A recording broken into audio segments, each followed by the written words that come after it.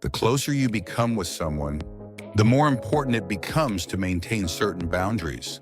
These aren't walls built from distrust, but gentle protections that allow genuine connections to flourish. Today, we'll explore 4 wise boundaries that can help preserve the relationships you treasure most. Relationships are like rivers. Sometimes they flow peacefully, sometimes they rush with unexpected currents. In these waters, how do we navigate with both openness and wisdom? How do we stay connected while protecting what matters most? Human connection is fundamental to our well-being. We seek comfort in our bonds with others, finding meaning through shared experiences and mutual understanding. Yet this very desire for closeness can sometimes lead us into troubled waters. We may share too much too quickly, or expect others to carry burdens that are ours alone to bear. The challenge lies in finding balance. Complete transparency isn't always the path to deeper intimacy. Sometimes the wisest choice is to hold certain things close to your heart, not out of deception, but out of respect for both yourself and others. As the Stoic philosopher Epictetus once taught us, some things are within our power, while others are not. What we choose to reveal, when we choose to reveal it, and to whom, these remain within our control. And in exercising this control wisely, we create space for authentic relationships to grow. Let's explore these 4 boundaries that can transform how you approach your closest relationships. The first boundary concerns your vulnerabilities and fears. We all carry vulnerabilities within us, places where we feel uncertain, inadequate, or afraid. When we grow close to someone, there's a natural urge to share these tender spots completely. We long to be fully known and accepted. This impulse comes from a beautiful place, the desire for genuine connection. Yet revealing every vulnerability isn't always wise. Human nature includes a tendency to remember and sometimes unconsciously exploit the weaknesses others share with us.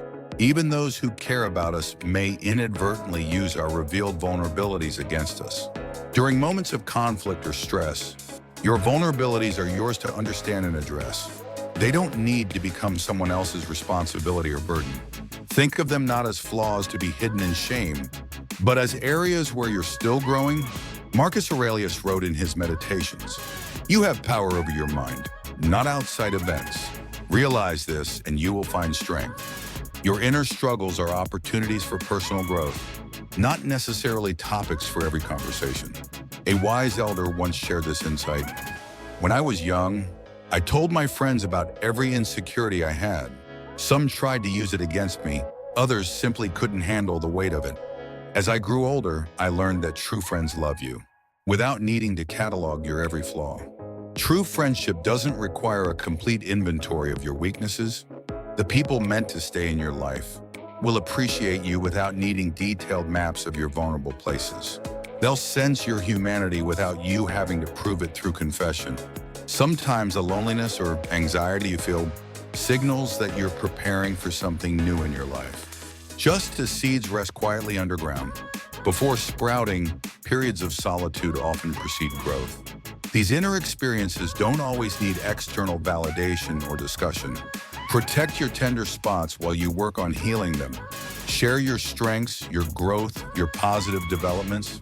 Let others be drawn to your light, rather than feeling obligated to fix your shadows. Remember, your vulnerabilities are teachers, not testimonies. Learn from them privately, grow stronger because of them, but don't feel compelled to turn them into stories for others to carry. The second boundary involves your successes and prosperity. Achievement feels wonderful. Whether it's professional success, financial gains, or personal accomplishments, these victories bring natural satisfaction. But broadcasting every success can complicate your relationships in unexpected ways. Success can trigger comparison and envy, even among people who genuinely care about you. When you constantly highlight your achievements, you risk shifting the foundation of your relationships from mutual respect to economic disparity or competitive comparison. The ancient philosophers understood this well. Seneca wrote about the importance of enjoying prosperity quietly, without letting it become the center of your identity or your relationships. True wealth lies in contentment and wisdom, not in others' awareness of your material gains. Consider the people you most admire. Often, they're those who achieve success without making it the centerpiece of every conversation. They let their character speak louder than their bank account. They understand that relationships built on financial attraction dissolve when financial circumstances change. The friends who matter most will celebrate your successes without needing detailed reports of your income or achievements.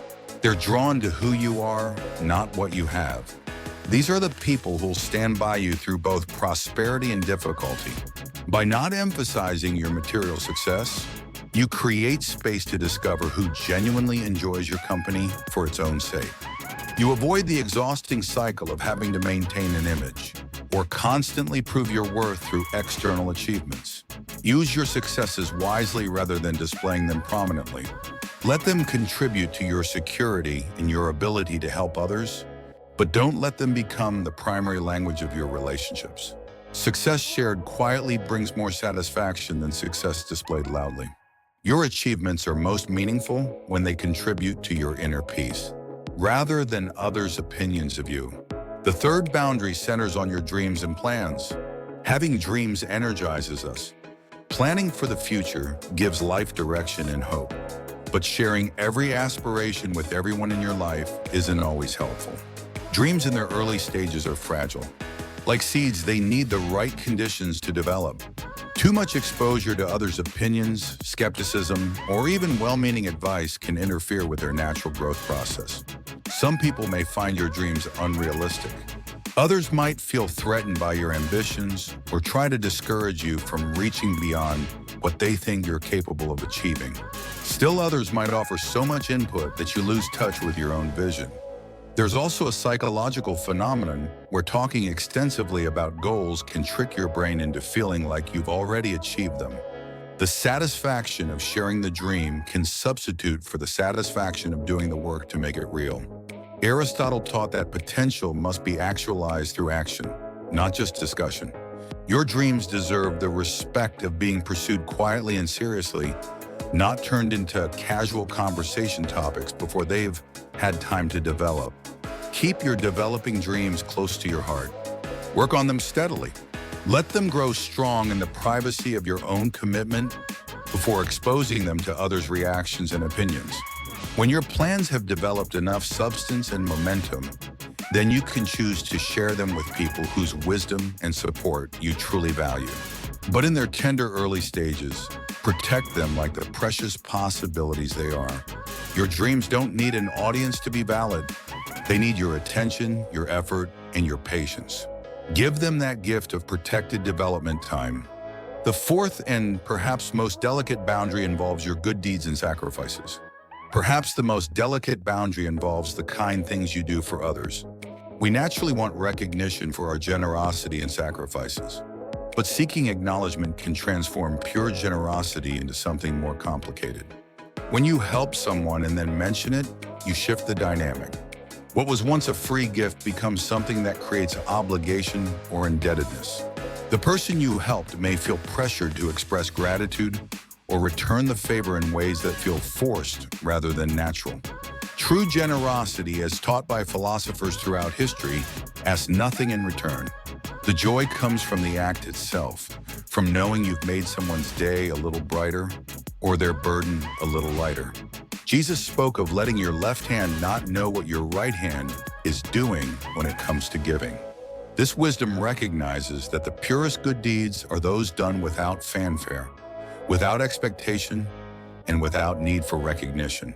When you help others quietly, you preserve the dignity of both the giver and receiver. The person you've helped doesn't feel indebted, and you don't risk disappointment if they don't respond with the gratitude you might expect. Your acts of kindness have a way of creating positive energy that returns to you in unexpected ways, often through completely different channels than the original recipient. But this happens best when you're not keeping score or expecting specific returns. The satisfaction of helping others is meant to be its own reward. When you can find joy in anonymous generosity, you've discovered one of life's most renewable sources of happiness. Let your character speak through your actions over time, rather than through your announcements about your actions. People will notice your kindness without you needing to point it out.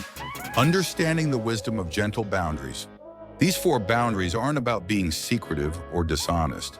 They're about understanding that healthy relationships require space for both sharing and privacy, both intimacy and independence.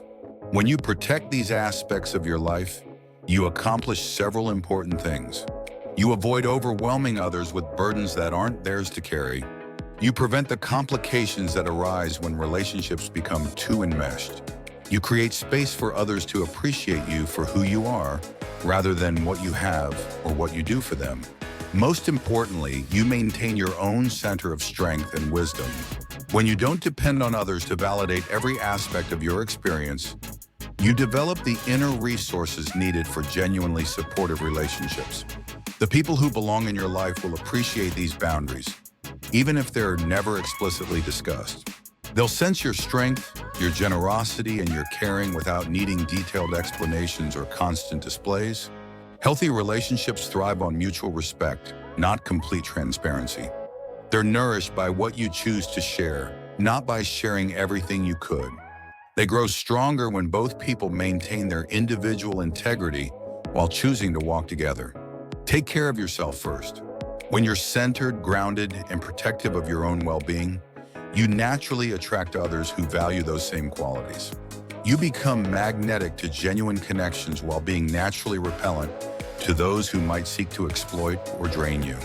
Your life can be filled with relationships that honor both closeness and freedom, both caring and independence. These 4 gentle boundaries help create the conditions where such relationships can flourish. Remember, taking care of yourself isn't selfish. It's the foundation that makes all other caring possible. When you honor these boundaries with wisdom and kindness, you invite others to meet you at the same level of respect and authenticity.